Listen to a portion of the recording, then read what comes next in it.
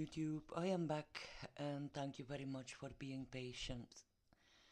Although it has been a while, I hope it is okay if I don't spend too much time summarizing the info of earlier episodes first and move on instead. In order to have a better understanding of what is being presented here, it is probably best to go watch the previous parts first.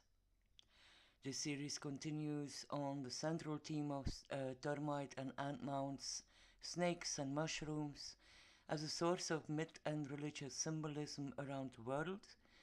This journey of research started in India and Southeast Asia, went via the Pacific into the Americas, and now we finally arrived in Africa. I had to choose a few examples to focus on, of traditions and folklore that have a special place for termites, their mounds and the things related. And for this part, after a short intro, we take a look at some of the rock art left by the ancestors of one of, or if not the oldest ethnic group in the world, the San, aka Bushman. First, this. Like I explained in part 2, the electric fields, some species of termites farm their own mushrooms. Although some would argue it is the other way around, the fungi farming the termites. That left aside. I showed how this mushroom is, at least in India, the possible origin of the umbrella as auspicious symbol in Hinduism and Buddhism, just like the termite mound may have stood model for certain temples like stupas, pagodas, etc. This ancient symbiosis between termites and fungi has recently been recalibrated back to at least 25 million years after a recent find in Tanzania at the Great Rift Valley. This leads to the scientific conclusion that the origin of farming termites lay in Central Africa, from where it dispersed into southern India and Southeast Asia. In case no other archaeological finds in Asia tell us differently, we could assume this to be hypothetically true. Although I think we ought to make sure, however, not to be too certain when we assemble a history of our common past, since there are so many factors playing a role and there is only a limited number of them that give us full certainty.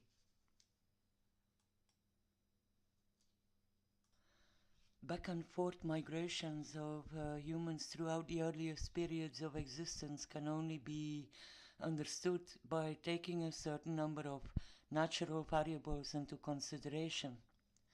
Climate instability is one of the most important factors determining the ways of humanity and how life in general evolves. Where geology offers us the clues to the big lines of our past, cultural artifacts like rock paintings can offer us a bit of a less objective view of how our early ancestors stood the test of time. What now is an inhospitable region like the Sahara Desert once was a fertile grassland, changing into desert and back into grassland in unison with the coming and going of ice ages and fluctuations of longer, dry and wet time periods. In episode 7 on magic mushrooms, I mentioned some examples of rock art from Tassilin Ager in the South Algerian desert. A small part of the drawings seem to depict figures with mushroom heads, etc. And this might implicate transic states, possibly invoked by using Amanita muscaria or other hallucinogenics. There is not much research available on this site that I am aware of, at least. What I mostly find is focused on the appearance of the mushroom-headed creatures and other bizarre figures, and no need to point out where a bunch of sites and videos are going with this. And although I feel little fascination for the endless sensationalists hinting to aliens and whatnot, I will address this issue again in a later episode. But at this moment, I rather focus on another location that offers us a profound vision of the cultural value of termite mounds in the life of African Neolithic man. In the Matubu or Matupu hills of North Zimbabwe, several thousands of red ochre cave paintings have been preserved. Some are 9,000 years old, although the majority dates from 1500 BC. All of them are attributed to a people which has lived here since a very long time. The San, Khoi, Hottentots, Bushman, etc. are all names given by outsiders to the hunter-gatherer people living in sub-equatorial Africa since at least 200,000 years. No, it's 20,000 years, sorry. Generally, they all belong to the same three language groups, unique and known as click languages. There are about 100,000 members left of these groups, although the original genetic feature, believed to be the oldest since the first emergence of Homo sapiens, could only be traced back to a small 600 members of the Khoisan from the Kalahari desert.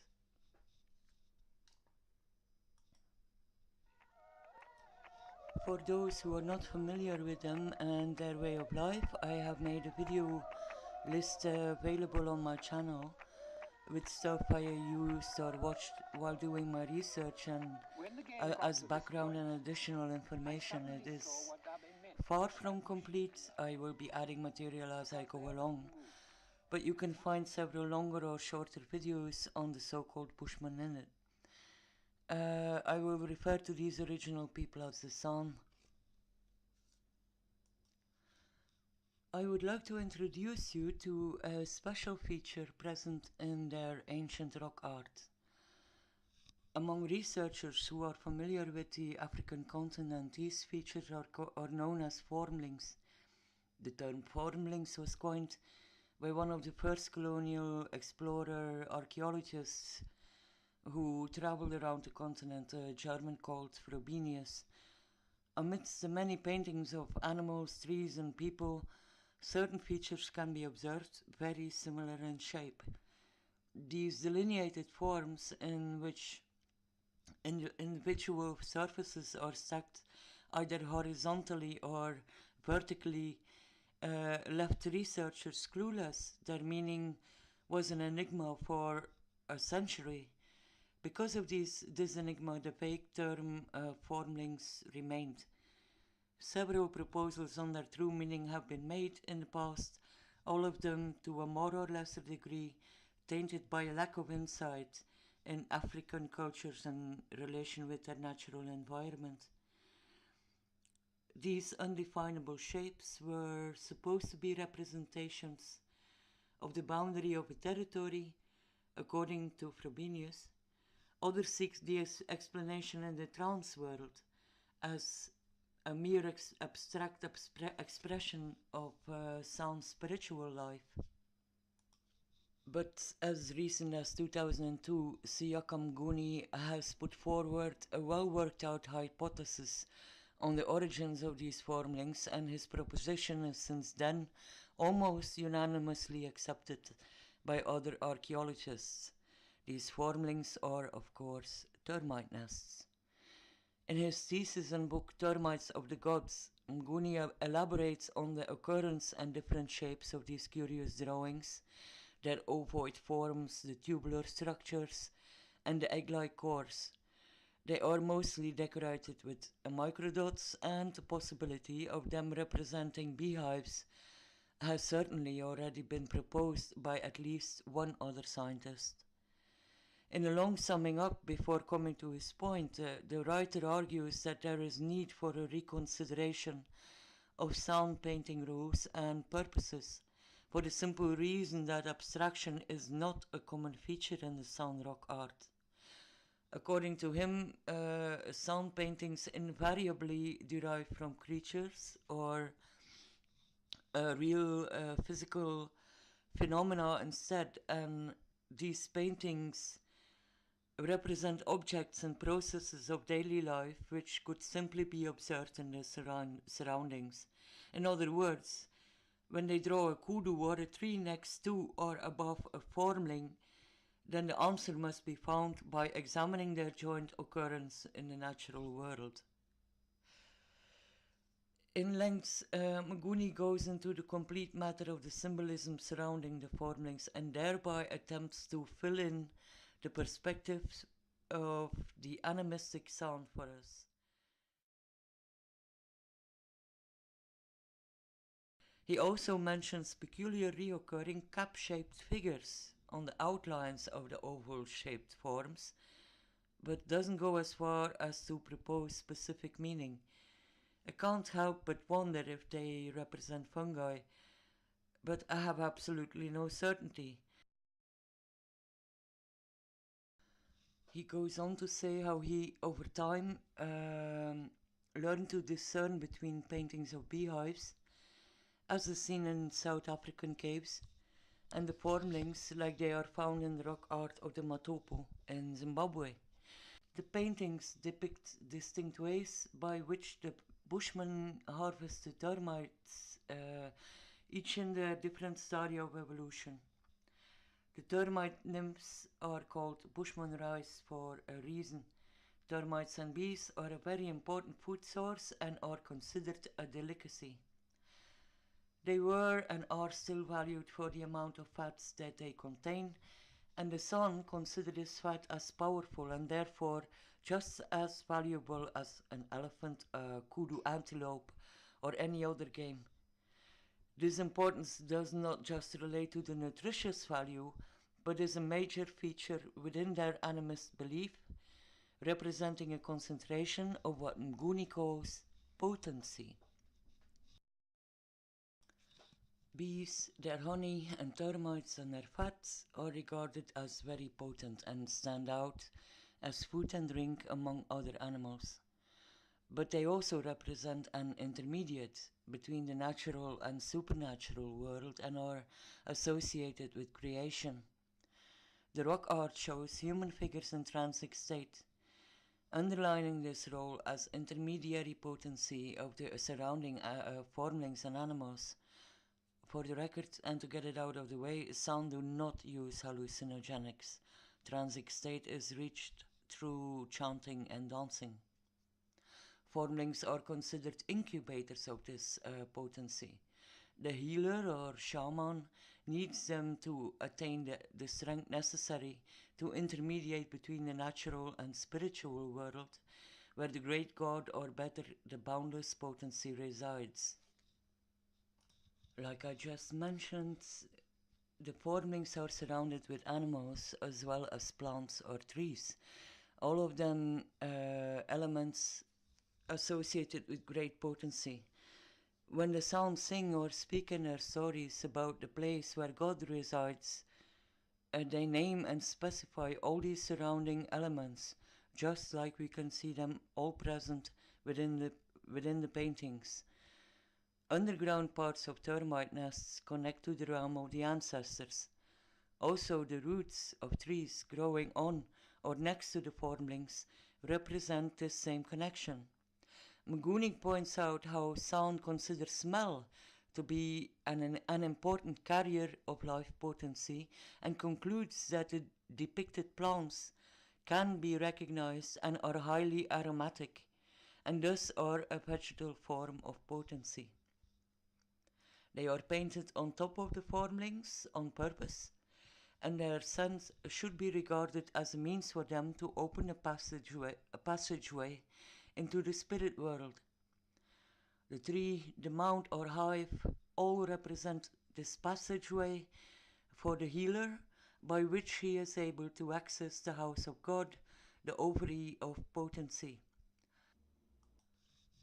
As the transist enters the house of God, this ovary of potency, he may meet many powerful animals, and such a transition is not without danger. The San do not believe their God is solely good. Potency can be beneficial, but it can just as well be very harmful. Only a strong healer can confront the dangers of the netherworld. In the sound creation myth, a giant tree appears. Hordes of different animals emerge from it. The tree connects underworld and sky, and the shaman climbs it to enter the supernatural, as can be derived from several paintings. This of course shows that also the sun have their axis mundi, fusing together sky, earth, and the underworld. Termites as well are capable of entering and leaving this supernatural realm that is so saturated with potency. Their nests are built partially under and above ground, and some species have been found in caves even, each considered sacred places. They don't all build similar shaped nests. Some remain underground, some build chimneys, others build capped mounds that look like robust mushrooms. The genus Apicotermes builds oval-shaped nests in tree, resembling the hives of bees or wasps. All have a central chamber in which the fatty and highly potent queen is locked up. Does this connect somehow to other metaphors from creation mythology, namely the primordial egg? The thesis written by Siyakha Mguni is not an easy but still a fine read. While reading his work, I could experience a new mindset unfold almost, allowing a taste of Bushman perspective, so to say. It allowed me to get a better sense of animism, like it is still adhered to by some of the ancient cultures of our world. And in the world of the sun, termite mounds stood model for an access gate into the Holy of Holies, into unlimited potency, which is God. Hunter-gatherers of Central and sub-equatorial Africa used to follow game where it migrated. Now borderlines of modern African nations have made it largely impossible. The old lands where man and animals have roamed free so long is now largely fenced-in territory of states and corporations. And so the sun in particular are not territorial, just like researchers noticed among most hunter-gatherer groups. They have a natural habit of sharing. They use a concept called nore, meaning a specific area that contains an amount of resources, and although the use of these resources can be inherited by descendants, they do not consider them their own property. They know no strict boundaries and do not claim the usage of land solely for themselves. Now their legacy is almost gone, and although it may have sparked a new interest by and effort from the archaeological community to try and preserve what is left of their tradition and knowledge, the story of their fate remains largely unheard. Maybe because archaeologists and historians often tend to only care about putting the past on record, while the living memories of the present crumble away as they proceed. They urgently need to reconsider their weight and responsibility in the discussion on cultural preservation. In the case of an ancient people like the San, they either assimilate into anonymous modernity of the growing African cities or accept a compromising role as a human curiosity in a safari park, or either they risk of being imprisoned or even shot for maintaining their ancient lifestyle. That is, in fact, as harsh as it sometimes gets. So, this was a short encounter with one of the oldest examples in the world of how termite mounds symbolized primordial essence, long before the emergence of institutionalized religion or anthropomorphic gods. At least in my mind, I can imagine our early ancestors taking this concept and symbol of concentrated power along with them as they set forth to explore the horizon and as they peopled the earth. For the next episode, we look for less metaphysical examples of the importance of termite mounds, snakes, and mushrooms in the broader African cultural tradition, but I will certainly return to symbolism. Loads of anthills in Africa. I hope you found this worth the wait. It shouldn't take too long anymore for the last episodes now. I can assure you it has been already far more extensive than I expected when I started out. Anyways, thank you very much for watching and see you soon. Bye bye.